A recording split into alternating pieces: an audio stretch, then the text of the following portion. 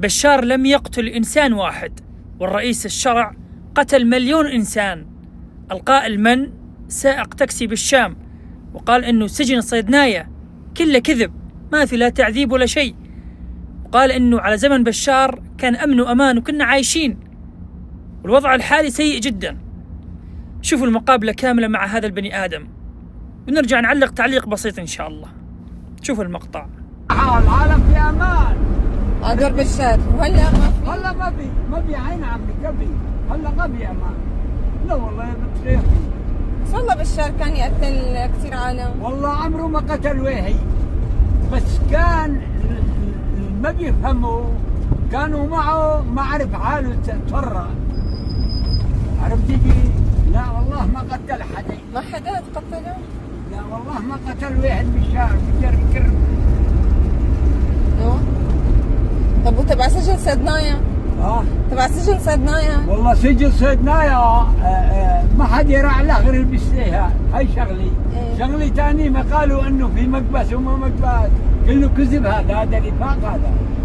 طب والتعذيب؟ انسى المقبس والتعذيب. لا يا بنت خي وعيني وقلبي، هذا كله نفاق، هذا كذب. هذا كذب. لا والله اقطعيه لقرعته للبشري، ما يلبس بشري. بس بشار هرب يعني؟ لا هرب، ما هو هرب. ما هو هرب؟ لا هني شالوا. بس ولو يعني لو هو شريف كان قتل يعني. وعيني وقلبي. شو والله هلا الشرع شو والله امرأة في رقبته مليون قتيل بيان. والله كيف؟ ما سمعتها هي. والله حارب بالعراق، حارب بليبيا، حارب بغاني، حارب باليمن، حارب. شوف انا بيهمنا كل شيء، بيهمنا الشعب السوري يكون عايش بكرامته. هي شوي بدها وقت، يعني بدها وقت توصل. شو زي على الارض هاي صار لها سنتين.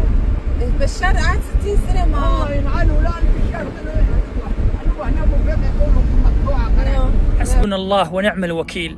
نقولها لكم بكل اختصار: لو طبق قانون تجريم الأسدية لما تجرأ كلب واحد، مجرم واحد، على أن يتكلم أو يرفع رأسه.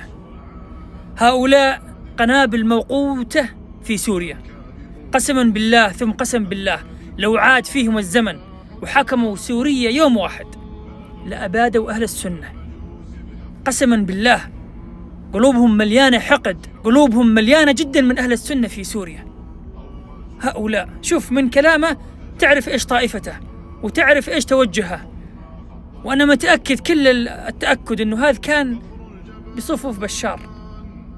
اصبروا شوي، رح يتم القبض عليه إن شاء الله ويطلع ماضية مع بشار ومع شبيحته، لأنه ما يتكلم هذا الكلام إنسان عاقل أبدا، والله ما يتكلم إلا إنسان مجرم سفاح هو وبشار سوا. نتمنى والله بالقريب العاجل يتم القبض على هذا المجرم، يمجد بشار ويمدح بشار ويصفى الشرع بأنه قاتل، وسجن صيدنايا كذب، والدماء الشهداء اللي مليون شهيد ما في شيء كذب، والوضع أمن وأمان على دور بشار، وضع الحالي سيء. يعني قسما بالله العظيم الإجرام في دمهم. نتمنى والله بالقريب العاجل يتم القبض على هذا المخلوق.